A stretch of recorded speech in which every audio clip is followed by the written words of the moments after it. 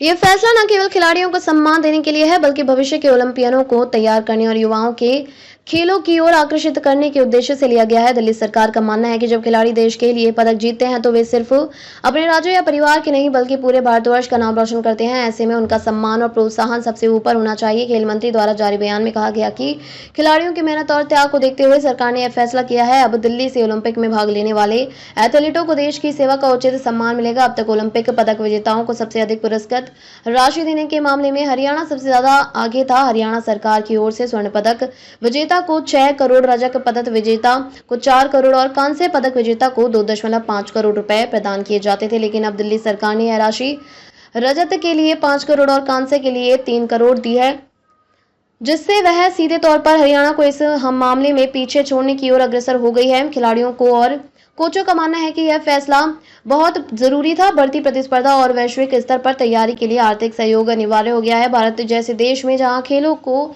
लंबे समय तक प्राथमिकता नहीं दी गई है, वहां अब ऐसे कदम खेल संस्कृति को मजबूत बना सकते हैं।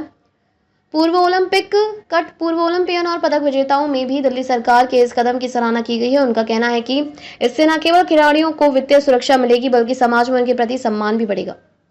दिल्ली सरकार का यह फैसला ओलंपिक से पहले आया है, जब भारत पेरिस 2024 ओलंपिक की तैयारियों में जुटा हुआ है। सरकार को उम्मीद है कि इस प्रकार की आर्थिक सहायता से खिलाड़ी और भी बेहतर प्रदर्शन कर सकेंगे। साथ ही यह फैसला अभिभावकों को भी प्रेरित करेगा कि वे अपने बच्चों को खेलों की ओर बढ़ने दें, जिससे खेलों में प्रतिभा का विस्तार हो। दिल्ली का यह कदम अन्य राज्यों पर भी दबाव बना सकता है। जब खिलाड़ी देखते हैं कि किसी राज्य में उनकी मेहनत का अधिक मूल्यांकन हो रहा है, तो वे उसी राज्य से खेलने के लिए आवेदन करते हैं। यह न केवल प्रतिभा का प्रभाव को प्रभावित करता है, बल्कि राज्यों के बीच एक स्वस्थ प्रतिस्पर्धा भी उत्पन्न करता है, जिससे खेलों का संपूर्ण विकास होता है। दिल्ली सरकार का यह फैसला सिर्फ एक आर्थिक निर्णय नहीं, बल्कि एक नैतिक और सांस्कृतिक जिम्मेदारी की अभिव्यक्ति है, जिससे खिलाड़ियों को सम्मान, सुरक्षा और भविष्य की स्थिरता मिल सके। यदि अन्य राज्य भी इस नीति को अपनाते तो भारत निश्चित रूप से ओलंपिक जैसे अंतर्राष्ट्रीय मंचों पर और अधिक पदक जीतने में सक्षम होगा।